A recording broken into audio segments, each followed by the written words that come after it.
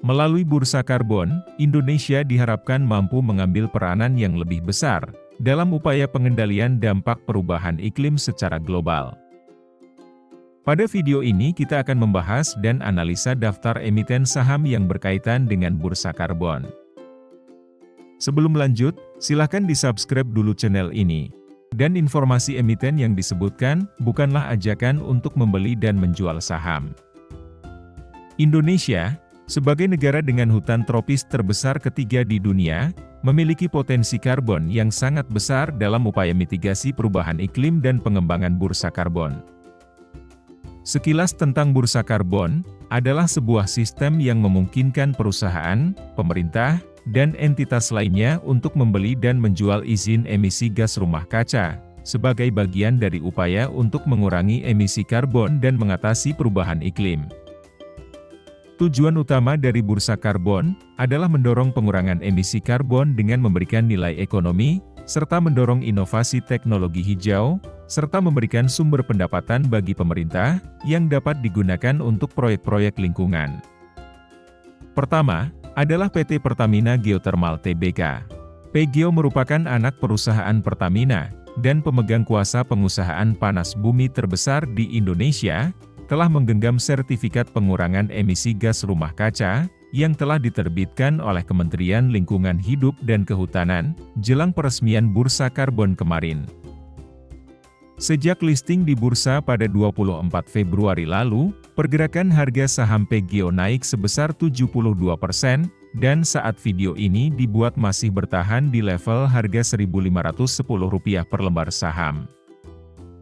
Kemudian, untuk kinerja fundamental sampai dengan kuartal 2 tahun 2023 ini, PGO sudah berhasil mencatatkan laba bersih sebesar Rp688 miliar, turun tipis dari kuartal 1, namun lebih baik dari kuartal 2 di tahun sebelumnya. Untuk rasio hutang jangka pendek hanya Rp274 miliar, dengan posisi cash sebesar Rp9 triliun, tergolong memiliki rasio hutang yang sehat. Kemudian, karena baru listing tahun ini data histori dividen PGO baru sekali, yaitu di bulan Juni dengan nominal Rp10 per lembar saham. Dari data keterbukaan informasi, PT Pertamina Power Indonesia sebagai pengendali memiliki saham sebesar 69%.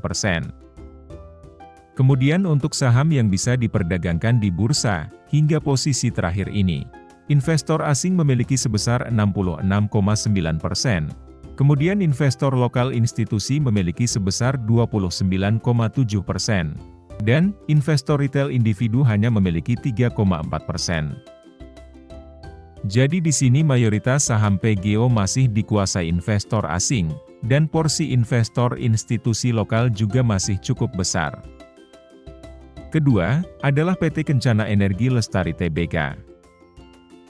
Sepanjang tahun 2023, pergerakan harga saham KN naik sebesar 46,09%, dan saat video ini dibuat masih bertahan di level harga Rp935 per lembar saham.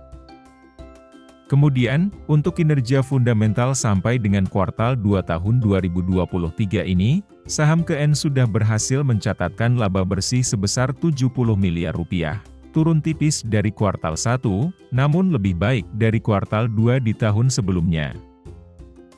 Untuk rasio hutang jangka pendek, saham KN punya Rp241 miliar, dengan posisi cash hanya sebesar Rp85 miliar saja.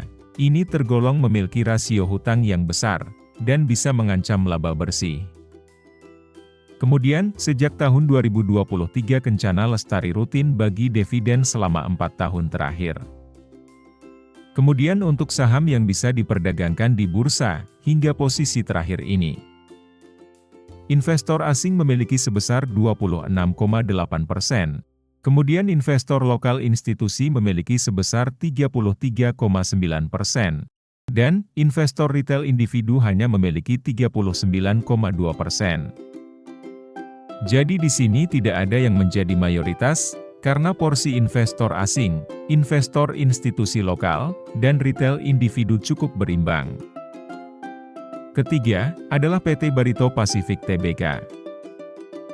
Sepanjang tahun 2023, pergerakan harga saham BRPT naik sebesar 76,47%,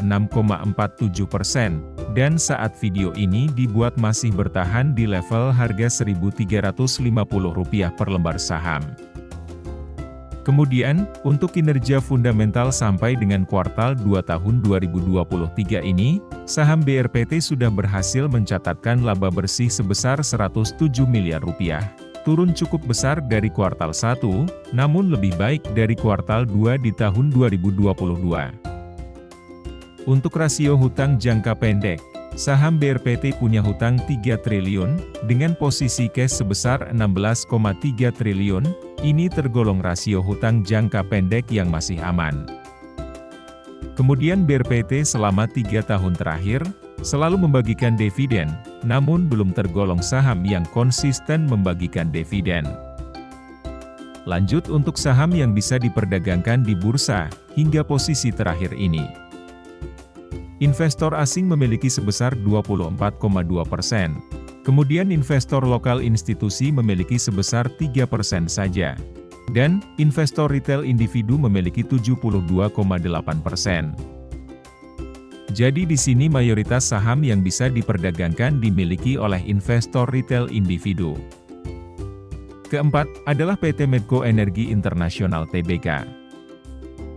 Sepanjang tahun 2023, pergerakan harga saham Medco naik sebesar 50,92%, dan saat video ini dibuat masih bertahan di level harga Rp1.645 per lembar saham. Kemudian, untuk kinerja fundamental sampai dengan kuartal 2 tahun 2023 ini, belum dilaporkan, jadi belum bisa dianalisa lebih lanjut. Untuk rasio hutang jangka pendek, saham Medco punya hutang 5,1 triliun, dengan posisi cash sebesar 8,1 triliun, ini tergolong rasio hutang jangka pendek yang masih aman. Kemudian Medco selama 2 tahun terakhir, selalu membagikan dividen, namun belum tergolong saham yang konsisten membagikan dividen. Lanjut untuk saham yang bisa diperdagangkan di bursa, hingga posisi terakhir ini. Investor asing memiliki sebesar 31,5%.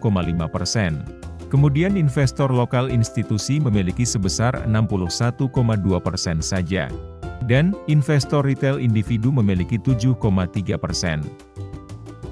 Jadi di sini mayoritas saham Medco yang bisa diperdagangkan dimiliki oleh investor institusi lokal. Kelima, adalah PT Archora Hydro Tbk.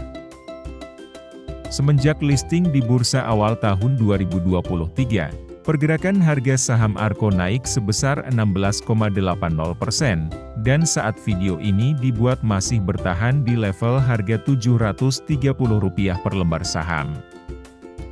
Kemudian, untuk kinerja fundamental sampai dengan kuartal 2 tahun 2023 ini, Archo mencatatkan laba Rp6 miliar, turun drastis dari kuartal 1 dan masih lebih baik dari kuartal 2 tahun sebelumnya.